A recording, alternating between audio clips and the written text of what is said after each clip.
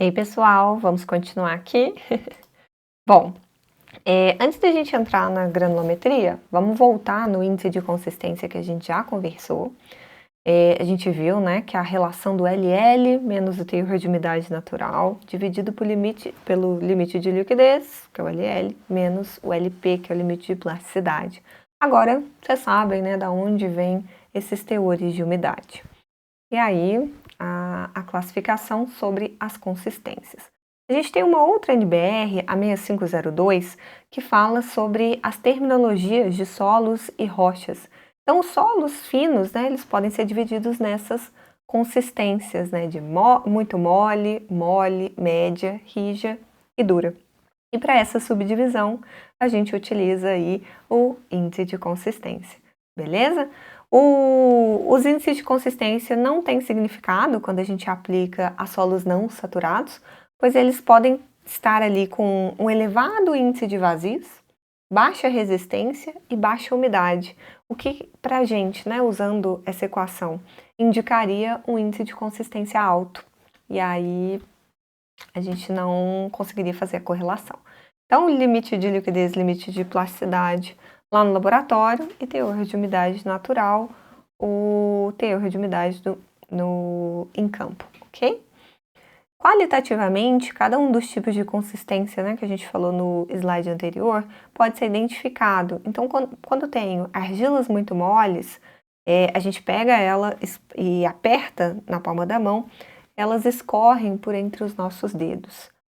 As moles, a gente consegue amassar, mas diferente das muito moles, elas não vão escorrer. As médias, a gente consegue moldar ali com o dedo, a gente já vai tendo, né, uma dificuldade. As rígidas, a gente precisa apertar com vigor, né, esse material. E as duras, elas não podem ser moldadas com as nossas mãos. E quando a gente aplica um golpe, né, seja um golpe de martelo de geólogo, elas tendem a desagregar, perdendo ali a sua estrutura original. Beleza?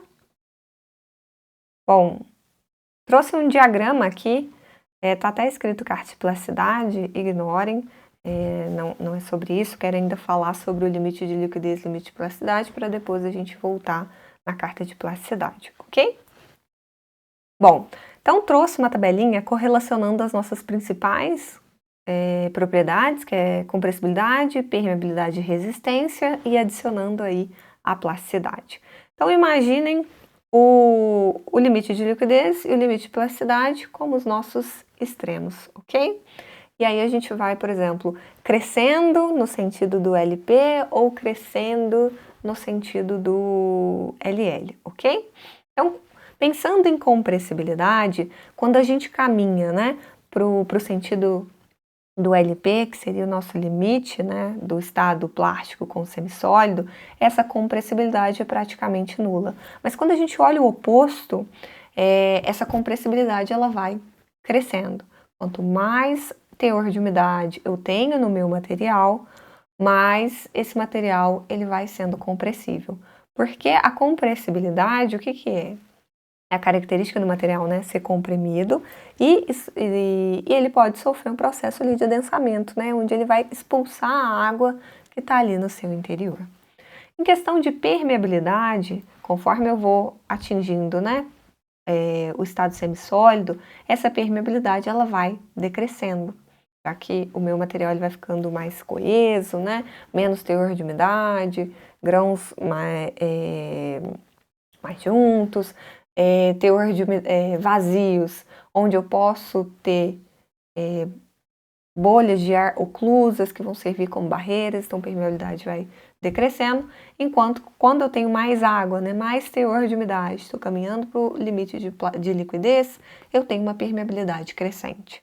Plasticidade, ela cresce à medida que eu vou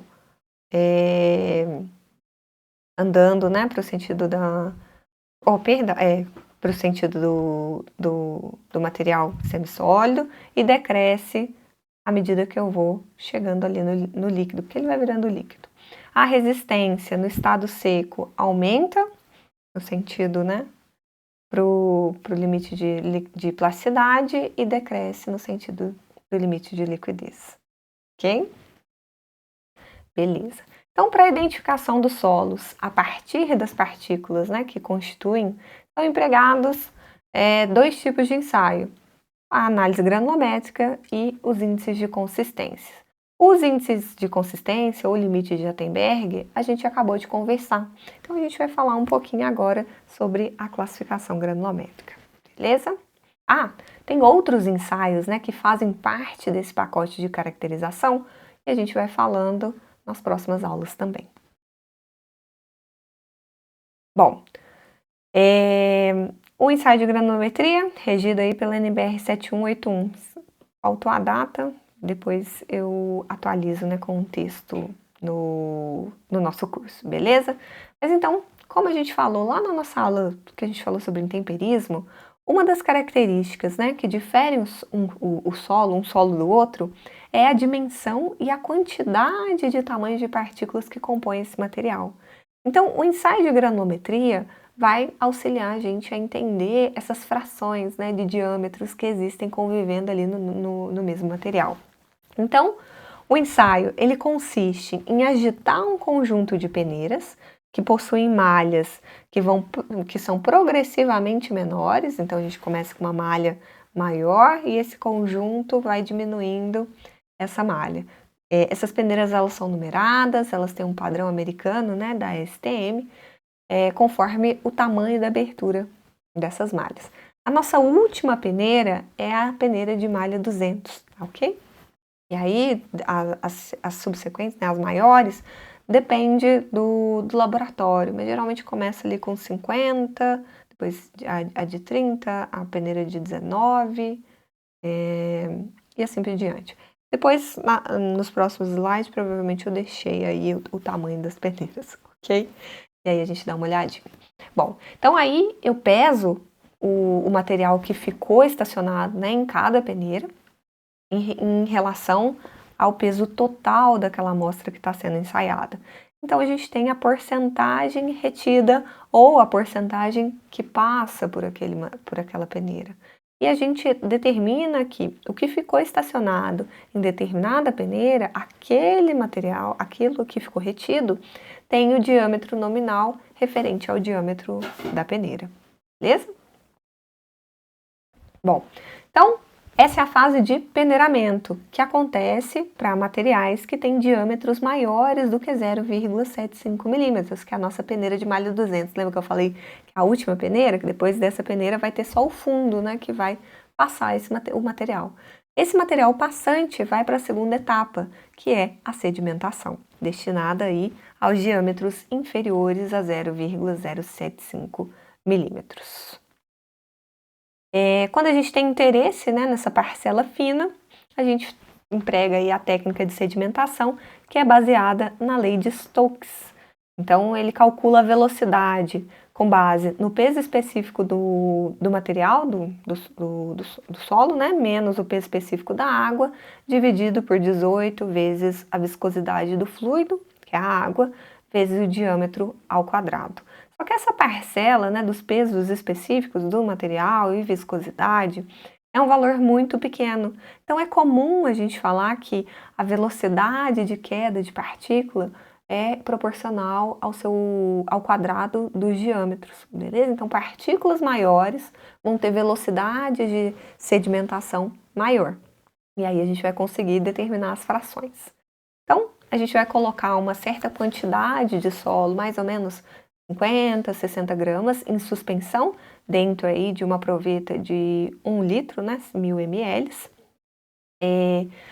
Vai aplicar um defloculante. Esse defloculante ele vai ter o papel de desagregar, né, as partículas uma das outras para a gente ter a frição real, né, dos tamanhos. Quando a gente não usa o defloculante, eu posso ter gruminhos que vão depositar todos juntos e vão me indicar partículas de diâmetro maior, mas na verdade é um conglomerado, né, de pequenas partículas. Então é importante usar o defloculante e é o que a norma coloca lá nos seus procedimentos, beleza? Então o ensaio ele vai ser conduzido ali no nosso cilindro de sedimentação com um densímetro. E essas medidas vão ser feitas de tempos em tempos. Então, a gente vai medir o tempo, a profundidade L ali daquele densímetro e vai medir o peso específico, então, ao redor do bulbo em função da quantidade de partículas. A gente plota isso tudo no Excel, tanto a parte de sedimentação quanto a parte de peneiramento, e gera aí a nossa famosa curva granulométrica. No eixo X, a gente tem os diâmetros das nossas partículas, e no eixo Y, a gente tem a porcentagem passante do lado esquerdo e do lado direito a porcentagem retida. Pode vir com qualquer um dos dois. O que eu mais tenho visto, né, os resultados de laboratório que eu tenho recebido, a gente trabalha mais com as porcentagens passantes. E a gente vê também, né, que, por exemplo, o critério de dimensionamento de transições para filtros de drenagem interna usa as porcentagens passantes, né, e não a retida. Então, beleza. Uma vai ser o contrário da outra, ok? Então, isso quer dizer que na peneira 10, 100% da minha massa passou, na peneira 40, cerca de 90% passou, né, do meu material, e assim por diante, ok? O gráfico é representado em escala logarítmica. Se a gente coloca isso em escala linear, não é possível compreender, né, a distribuição do material, porque os diâmetros eles são muito diferentes. Então perceba, né, a gente vai desde diâmetros de 2 milímetros até 0,00001, né, milímetros. Aqui em cima, ó, eu tenho as peneiras com seus diâmetros correspondentes aqui embaixo. Beleza? Os diâmetros estão aqui em milímetros, porcentagens, né, passantes, e o nome das peneiras aqui na parte superior. Bom, a curva granulométrica não mostra para a gente somente a variação do tamanho das partículas, mas também o tipo de distribuição que a gente tem. Então, a gente consegue distinguir algumas características. Por exemplo, no gráfico aí abaixo, trouxe 3 tipos de curva. A curva A é a curva uniforme. As partículas desse solo têm praticamente o mesmo diâmetro, por isso que essa curva ela fica bem verticalizada. A curva B já é uma curva mais ampla, né? Que é o nosso solo bem graduado, onde convivem ali várias frações de diâmetros no nosso material. E a curva C seria a nossa curva mal graduada ou de graduação aberta, que está faltando algum tamanho de partícula. A gente identifica essa falta, né, de partícula por esse platô que é causado aqui na curva, indicando que a gente não tem, né, entre 1 e 2, 3, 4 milímetros, a gente não tem partículas com esses diâmetros, ok? Então, eu gosto de trazer essas imagens aqui só para facilitar o entendimento. Então, uniforme, a maioria dos grãos tem o mesmo tamanho, bem graduado, o tamanho das partículas são distribuídos, né, em uma faixa ampla ali de tamanhos, e o mal graduado ou graduação aberta não possui alguns diâmetros em sua composição. Então, falta, né, um tamaninho de grão aqui. Mas não é só isso que a curva dá de informação não, tá? A gente tem alguns parâmetros, alguns coeficientes que a gente consegue determinar. O primeiro deles é o diâmetro efetivo, o nosso D10, que apenas 10% das nossas partículas tem diâmetro inferior a esse diâmetro efetivo. O coeficiente de não uniformidade ou coeficiente de uniformidade, depende da literatura que a gente acompanha, eles variam, né, esse nome, mas os dois significam a mesma coisa. Vai ser a relação do D60 pelo D10 e indica para a gente o quão uniforme o nosso solo é. Então, valores próximos a 1 vão indicar curvas mais verticalizadas, né, solos mais uniformes. Quanto maior o valor desse coeficiente, menos uniforme essa curva é. O coeficiente de curvatura, o CC, é a relação do quadrado do D30 pelo D60 e D10. Então, ele dá uma ideia para a gente de quão bem graduado ou não o nosso solo é, além de indicar se nossa curva tem uma certa simetria, né, entre os lados dela. Então, para valores de coeficiente de curvatura entre 1 e 3, a gente tem solos bem graduados. Mas fora desses extremos, a gente já tem solos mal graduados. Você pode estar se perguntando, tá, mas como é que eu acho, né, esse D10, esse D30, esse D60? Vou voltar aqui na nossa curva granulométrica. Aqui tá uma qualidade não muito boa, né? Mas esses Ds, eles referem-se às porcentagens passantes. Então, o D10, por exemplo, esse material aqui, ele não atinge, né, o D10. Então, para esses casos, a gente faz um prolongamento da curva. A gente vem estendendo ela aqui para pegar um diâmetro efetivo, que nesse caso seria 0,005 milímetros. Ok? D60 é o 60% passante. Então, nesse caso, o meu D60 seria 0,01, né, milímetros. D30, mesma coisa. Então, a gente sempre trabalha aí com a porcentagem que passa, ok? Vou voltar lá agora. Então, aqui é só um exercício, né? A gente recebeu aquela curva granulométrica referente ao limite de liquidez, limite de plasticidade e índice de plasticidade que a gente viu nas aulas anteriores, é o mesmo material, essa é a curva granulométrica dele. Então, batendo o olho na curva, o que a gente consegue perceber? Que esse solo é majoritariamente siltoso. Mas por que eu estou falando isso? Vou colocar aqui as divisões com a escala da granulométrica da BNT para facilitar. Então, a escala granulométrica da BNT fala que diâmetros maiores do que 2 milímetros eu tenho pedregulhos, entre 2 e 0,06 eu tenho a areia, que pode ser dividida entre areia fina, média e grossa. Deixei aí as definições, né? Então, vou colocar minha caneta aqui. Então, eu tenho a areia, vou colocar areia grossa, areia média, areia fina.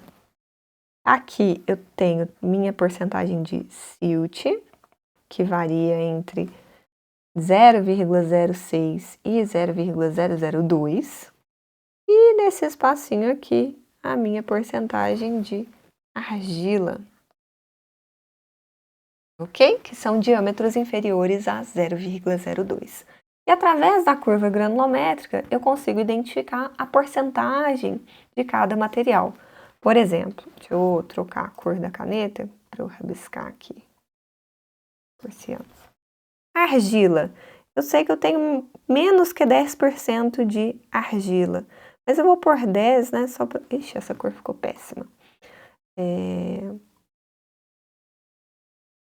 Então, tenho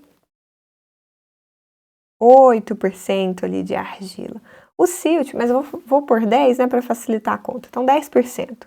Então, de 10 até mais ou menos 68, então eu tenho 58% de silt e o restante de areia. O laboratório, ele entrega pra gente bem mais preciso, né? Então, de argila para esse material eu tenho 8,8%, 58,73% de silt, 31,1% de areia fina, 1,19% de areia média, 0,3% de areia grossa e não tenho pedregulho.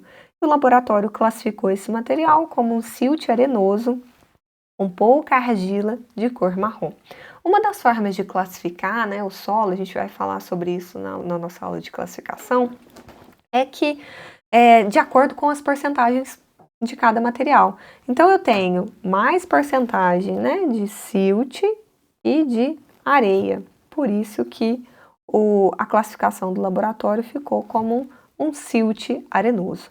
Como a argila é um fator importante, né, que pode impactar ali em plasticidade do material, retenção de água e etc., é bom vir essa informação se ele é um material com muita argila ou pouca argila. Então, nesse caso, é um material de pouca argila e a coloração também é importante mencionar, ok? Bom, tenho essa imagem onde eu tenho duas curvas granulométricas. A curva contínua, ela foi feita com defloculante e a curva tracejada, ela foi feita sem defloculante. Então, com defloculante, em concordância, né, com o NBR 7181 e sem defloculante, não em concordância. Como que a gente interpreta a diferença desses resultados? Lembra que eu falei para vocês que o defloculante ele vai, como o próprio nome já diz, né, soltar uma partícula da outra? Então, deflocular, pegar os grumos, né, e desfazer esses grumos, as partículas elas vão cair de acordo com suas reais velocidades, né, indicando seus reais diâmetros. Enquanto que sem defloculante, as partículas elas sedimentam de uma forma conjunta, né? Então, no caso sem defloculante, olha só o que aconteceu. Vou pegar, por exemplo, porcentagem de argila aqui em 0,002. Beleza. Olha só que interessante. Sem defloculante, eu tenho menos que 10% de argila, enquanto que com o defloculante, na verdade, eu tenho quase 30%. E essa porcentagem de argila pode impactar bruscamente, né, no comportamento esperado ali daquele material. Se eu só levo em consideração o resultado sem defloculante, falo, não, solo é tranquilo, não tenho que me preocupar com o tipo de argila mineral que tem ali dentro, não preciso me preocupar com nada disso. Enquanto que, na real, você tem que preocupar, porque o nosso material ele tem uma porcentagem de finos bem expressiva. E aqui trouxe só um exemplo aí do meu dia a dia, né, dentro de uma projetista de mineração. Em breve, né, a gente vai começar a introduzir, né, um pouco da mecânica dos solos, levando ali para a área dos rejeitos, enquanto a gente não tem a mecânica dos rejeitos, né, a gente acaba usando alguns conceitos de mecânica dos solos, então vocês vão ver que a gente vai transitando, né, entre esses dois materiais. Bom, mas aqui eu trouxe as curvas granulométricas para indicar para vocês que a gente usa como critérios de aceitabilidade de material. Então, a gente fez o dimensionamento, né, da drenagem interna de um aterro compactado. Então, tem aí a faixa, né, do aterro compactado. Eu só aceito materiais que estão aí dentro dessa faixa. O núcleo desse dreno, né, desse dreno de fundo, vai ser feito por enrocamento. Só que eu não posso colocar o aterro compactado encostado com o meu bloco de enrocamento. Porque quando eu tenho um fluxo de água, essas partículas de aterro compactado, que são majoritariamente finas, né, vão entrar dentro desses blocos e vai comatar o meu sistema de drenagem interna. Não é isso que a gente quer. Então é interessante a gente fazer uma transição. Essa transição é diminuir gradualmente os tamanhos, né, de partículas, garantindo que eu não tenho entupimento, né, em nenhuma dessas fases, por diâmetros menores. Então, essa transição vai ser composta por uma areia, transição 1, geralmente é uma brita 1 aí, brita 0, dependendo do tipo de material que você está trabalhando, e a transição 2, uma brita 3. Então, vamos imaginar, areia, brita 1, brita 3 e, por fim, o enrocamento.